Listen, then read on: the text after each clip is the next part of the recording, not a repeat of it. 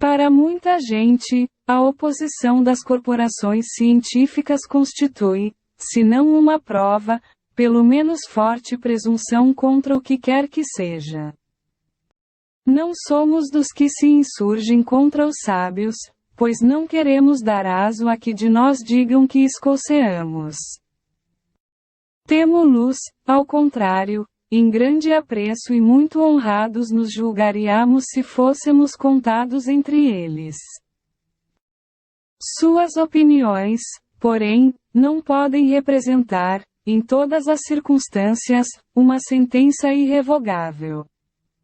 Desde que a ciência sai da observação material dos fatos, tratando de os apreciar e explicar, o campo está aberto às conjecturas. Cada um arquiteta o seu sistemazinho, disposto a sustentá-lo com fervor, para fazê-lo prevalecer. Não vemos todos os dias as mais opostas opiniões serem alternativamente preconizadas e rejeitadas, ora repelidas como erros absurdos, para logo depois aparecerem proclamadas como verdades incontestáveis? Os fatos, eis o verdadeiro critério dos nossos juízos, o argumento sem réplica. Na ausência dos fatos, a dúvida se justifica no homem ponderado. Com relação às coisas notórias, a opinião dos sábios é, com toda razão, fidedigna, porquanto eles sabem mais e melhor do que o vulgo. Mas, no tocante a princípios novos, a coisas desconhecidas, essa opinião quase nunca é mais do que hipotética, por isso que eles não se acham, menos que os outros, sujeitos a preconceitos.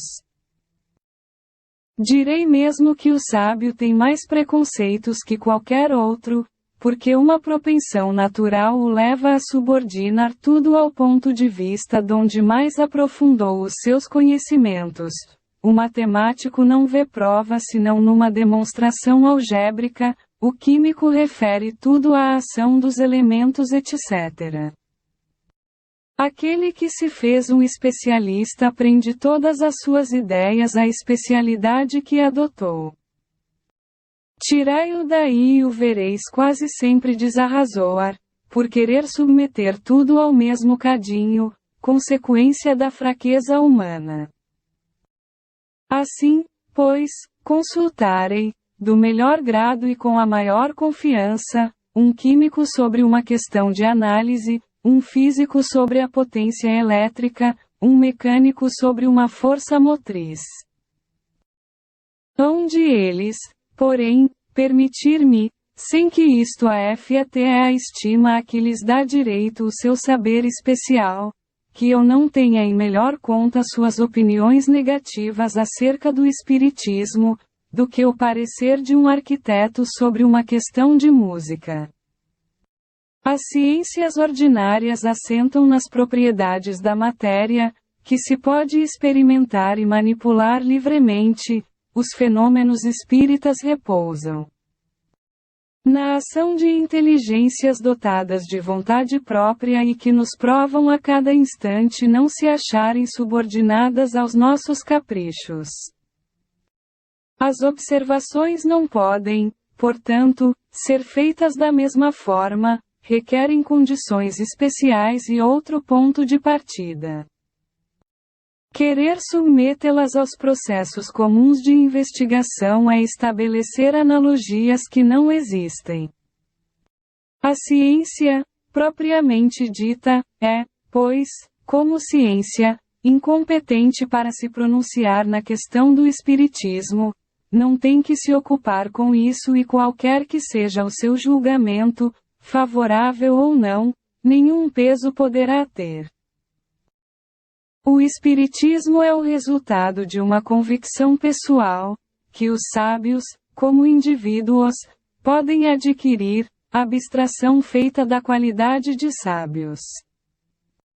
Pretender deferir a questão à ciência equivaleria a querer que a existência ou não da alma fosse decidida por uma assembleia de físicos ou de astrônomos. Com efeito, o espiritismo está todo na existência da alma e no seu estado depois da morte. Ora, é soberanamente ilógico imaginar-se que um homem deva ser grande psicologista, porque é eminente matemático ou notável anatomista. Dissecando o corpo humano, o anatomista procura a alma e, porque não a encontra, debaixo do seu escalpelo, como encontra um nervo, ou porque não a vê evolar-se como um gás, conclui que ela não existe, colocado num ponto de vista exclusivamente material. Segue-se que tenha razão contra a opinião universal?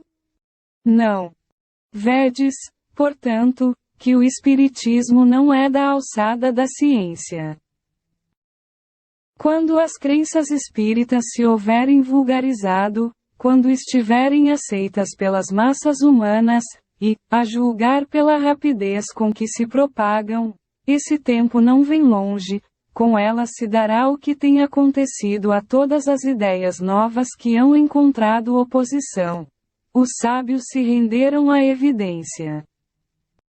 Lá chegarão, individualmente, pela força das coisas. Até então será intempestivo desviá-los de seus trabalhos especiais, para obrigá-los a se ocuparem com um assunto estranho, que não lhes está nem nas atribuições, nem no programa. Enquanto isso não se verifica, os que, sem estudo prévio e aprofundado da matéria, se pronunciam pela negativa e escarnecem de quem não lhes subscreve o conceito, esquecem que o mesmo se deu com a maior parte das grandes descobertas que fazem honra à humanidade. Expõe-se a ver seus nomes alongando a lista dos ilustres proscritores das ideias novas e inscritos a par dos membros da douta Assembleia que, em 1752, acolheu com retumbante gargalhada a memória de Franklin sobre os para-raios. Julgando-a indigna de figurar entre as comunicações que lhe eram dirigidas, e dos daquela outra que ocasionou perder à França as vantagens da iniciativa da marinha a vapor, declarando o sistema de Fulton um sonho irrealizável. Entretanto, essas eram questões da alçada daquelas corporações. Ora, se tais assembleias, que contavam em seu seio a nata dos sábios do mundo, só tiveram a zombaria e o sarcasmo para ideias que elas não percebiam, ideias que, alguns anos mais tarde, revolucionaram a ciência, os costumes e a indústria, como esperar que uma questão alheia aos trabalhos que lhes são habituais, alcance hoje das suas congêneres melhor acolhimento? Esses erros de alguns homens eminentes, conquanto deploráveis para a memória deles, não lhes diminuem os méritos dos títulos que obtiveram e que com eles conquistaram a nossa estima, mas será preciso a posse de um diploma oficial para se ter bom senso? Dar-se-á que fora das catedras acadêmicas só se encontrem tolos e imbecis? Dignem-se de lançar os olhos para os adeptos da doutrina espírita e digam-se só com ignorantes deparam e se a imensa legião de homens de mérito que a tem abraçado autoriza seja ela atirada ao rol das crendices de simplórios. O caráter e o saber desses homens dão peso a esta proposição, pois que eles afirmam, forçoso é reconhecer que alguma coisa há. Repetimos mais uma vez que, se os fatos a que aludimos se houvessem reduzido ao movimento mecânico dos corpos, a indagação da causa física desse fenômeno caberia no domínio da ciência. Porém, desde que se trata de uma manifestação que se produz com exclusão das leis da humanidade, ela escapa à competência da ciência material, visto não poder explicar-se por algarismos, nem por uma força mecânica. Quando surge um fato novo, que não guarda relação com alguma ciência conhecida, o sábio, para estudá-lo, tem que abstrair da sua ciência e dizer a si mesmo que o que se lhe oferece constitui um estudo novo, impossível de ser feito com ideias preconcebidas. O homem que julga infalível a sua razão está bem perto do erro. Mesmo aqueles, cujas ideias são as mais falsas, se apoiam na sua própria razão e é por isso que rejeitam tudo o que lhes parece impossível. Os que outrora repeliram as admiráveis descobertas de que a humanidade se honra, todos endereçavam seus apelos a esse juiz, para repeli-las.